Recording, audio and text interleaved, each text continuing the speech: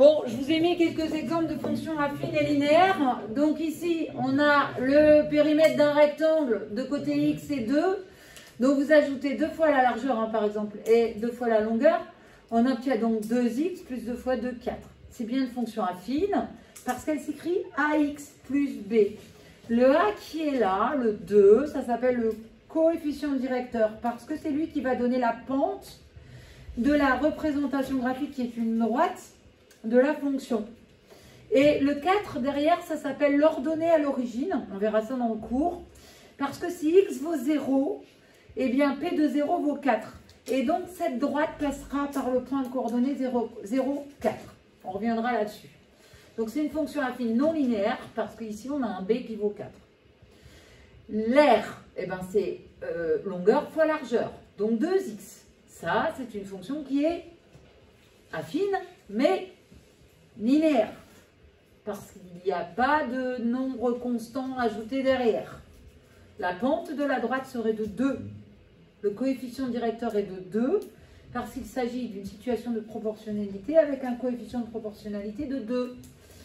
Ensuite ici, si on a un prix soldé x et qu'on lui retire 30%, ça veut dire qu'on retire 30%, 30 centièmes de x du prix. Donc on a le prix de départ qui est de x et on retire 30 centièmes de x.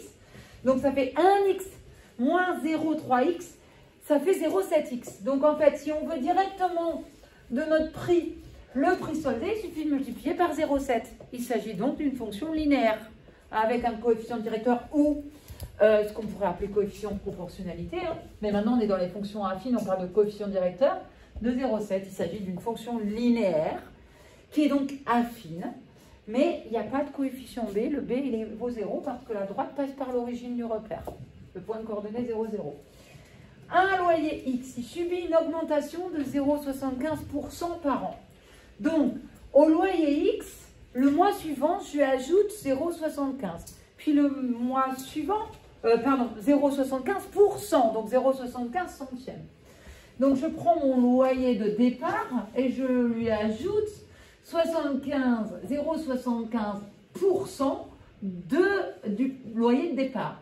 Donc 0,75 centièmes, c'est 0,0075. Plus le x qui est devant, 1x, 1 plus 0,0075, ça me donne 1,0075x. Et le coefficient directeur, donc, est de 1,0075. Et il s'agit encore d'un exemple de fonction linéaire. On en était là. Voilà.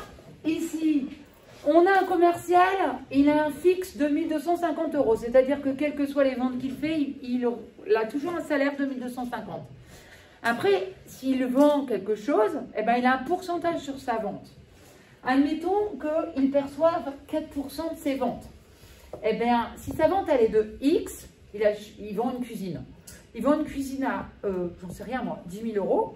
Eh bien, il va percevoir 4% de 10 000.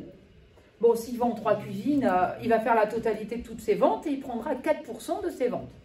Donc, les ventes, elles sont de X. On prend 4 centièmes de ses ventes, 4 centièmes de X, soit 0,04X, auquel on ajoute le 1250 fixe, constant.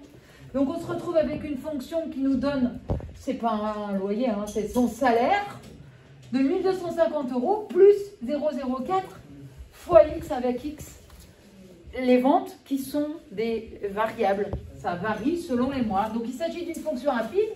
Là, le 0,04, c'est le coefficient directeur. Attention, c'est le coefficient devant X. Ce n'est pas parce que je l'ai écrit derrière qu'il devient le B. Et la constante, l'ordonnée à l'origine, ça s'appelle, c'est 1250. Donc, une fonction affine s'écrit toujours AX plus B. Et puis après, si le B est égal à 0, on dirait que c'est une fonction linéaire. Affine toujours, mais linéaire. Si je prends le carré de côté x, eh bien, si je calcule son R, ça fait x fois x, x carré. Ben, ça, c'est une fonction du second degré. Rien à voir avec ax plus b. Ça ne s'appelle pas une fonction affine. C'est une fonction du second degré. Elle est non affine, sa représentation graphique, c'est une parabole.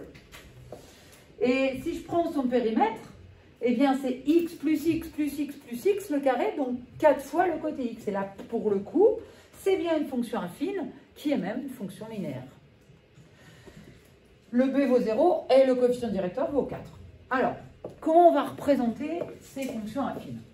Admettons qu'on prenne la fonction qui à x associe 2x moins 1. On nous demande de remplir ce tableau de valeurs. C'est assez simple, hein, vous remplacez x par 0, 2 fois 0, moins 1, etc. Vous remplissez votre tableau de valeurs. Pour la représentation graphique, on place les points de coordonnées 0, moins 1, 2, 3, 4, 7. D'accord? Dans un repère que je vous montrerai après. Quand vous avez placé ces points-là, on s'aperçoit, je vais vous montrer ensuite la représentation graphique, ils sont quoi les points? Ils sont alignés. Et donc, la représentation graphique de la fonction ici est une droite. Il nous suffira de 2 de ces points pour la tracer. Hein. Et donc, pour tracer la représentation graphique d'une fonction affine, j'ai besoin de 2 points.